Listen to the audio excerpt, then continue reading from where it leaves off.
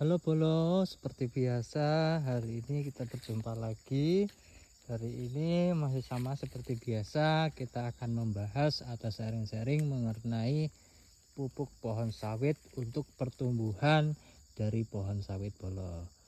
Nah, khusus hari ini saya akan berbagi atau sharing-sharing mengenai tips cara penggunaan pupuk dolomit yang tepat pada pohon sawit Bolo. Nah, tentunya ketika kita ingin menggunakan yang namanya pupuk dolomit, kita harus tahu terlebih dahulu kekurangan dan juga kelebihannya. Nah, untuk kekurangan dan juga kelebihan dari pupuk dolomit sudah saya sampaikan di video sebelum-sebelumnya Bolo. Nah, nanti silahkan dicek di video saya tentang kekurangan dan juga kelebihan dari pupuk dolomit. Nah, hari ini saya akan berbagi tentang tipsnya atau cara penggunaannya Bolo. Nah, jadi ketika kalian ingin menggunakan pupuk dolomit itu ada beberapa hal yang harus diperhatikan Bolo. Nah, apa saja hal yang harus diperhatikan? Hal yang harus diperhatikan yang pertama adalah pahami fungsi dari dolomit Bolo. Jadi ketika kita sudah tahu fungsi dari pupuk dolomit itu apa, tentunya nanti kita akan menggunakannya dengan tepat.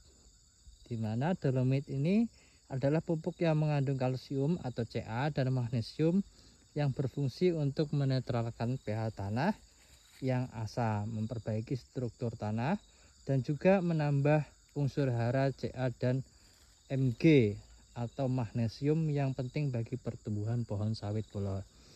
Nah, itu yang pertama. Yang kedua, ternyata kita harus memperhatikan yang namanya dosis penggunaan dolomit. Jadi tanah yang sangat asam itu sekitar 2-4 ton per hektar.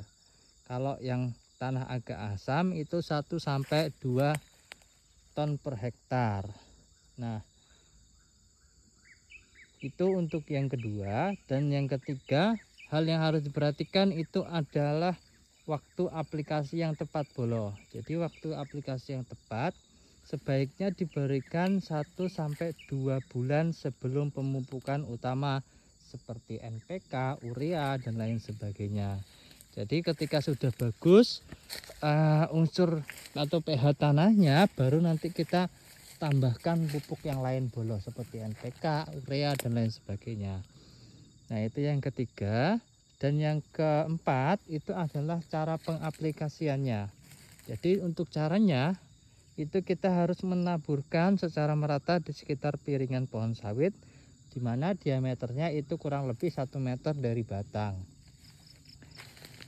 Nah, dolomit bisa ditabur di permukaan tanah, tidak perlu dikubur di dalam tanah. Jadi lebih baik di permukaan tanahnya saja Bolo, tidak perlu dikubur di dalam tanah. Nah, untuk yang kelima, lakukan uji tanah secara berkala. Jadi kita harus sering-sering menguji tanah secara berkala supaya apa? Kita melihat tanah ini sangat asam atau tidak sangat asam.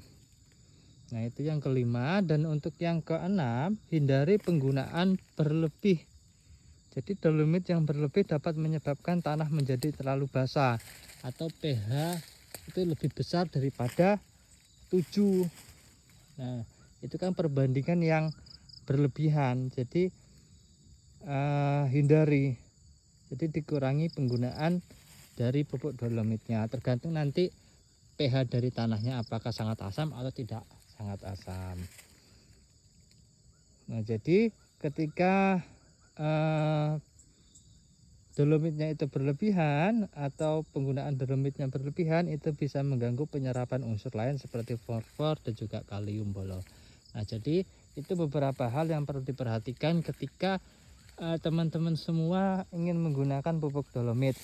Jadi penggunaannya itu sebelum kita menggunakan pupuk utama, yaitu 2 bulan sampai 1 bulan. Nah, itu tips dari saya Bolo, mudah-mudahan dapat bermanfaat buat Bolo atau teman-teman semua. Silahkan dicek di konten-konten saya sebelumnya tentang kelebihan dan juga kekurangan dari pupuk dolomit. Semoga bermanfaat. Sama-sama kita belajar tentang pertumbuhan pohon sawit. Saya akhiri. Sampai jumpa di video selanjutnya.